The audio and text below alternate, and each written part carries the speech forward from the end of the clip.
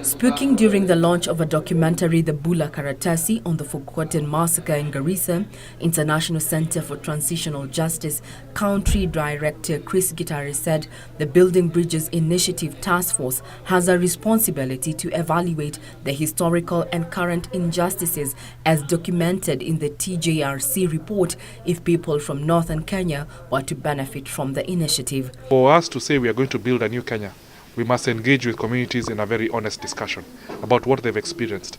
And we must also engage with those communities in terms of what are their priorities, and then engage with them in terms of ensuring we'll fulfill those demands that they have put forward. And the events that have taken place in this county, including the Bula Karatasi massacre, is an example of how historical injustice and marginalization leads to violence, leads to collective punishment, leads to human rights violations that remain unredressed. In 2015, President Kenyatta made a commitment to establish the Restorative Justice Fund. He allocated 10 billion to it through Treasury. And so what we are doing was to meet communities and have a conversation about what they've gone through and the President's commitment and what are the important things that need to be done.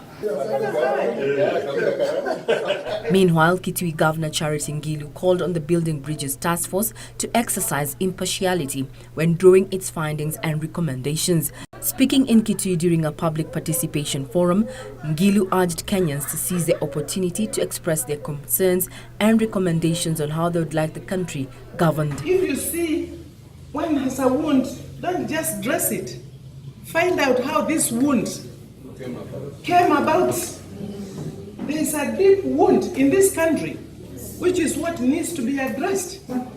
Hii task force ikizunguka 47 counties, wananchi wajieleze na wasikizwe, naona tutakuwa na uchaguzi wa amani. This even as the task force, whose members were on a tour of Machakos County, expressed optimism that it will accomplish its mandate. The people are really forthcoming. They have very bright ideas, which we put all together.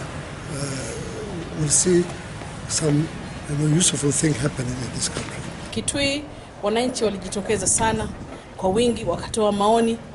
Hapa Machakos vile wamekuwa wakitoa maoni, na maoni yenyewe unaona kwamba hata hiyo healing process ni kama imeanza, kwa sababu wanajisikia kabisa wamekuwa nafasi nzuri ya kuweza kuzungumza na kuweza kutoa maoni yao.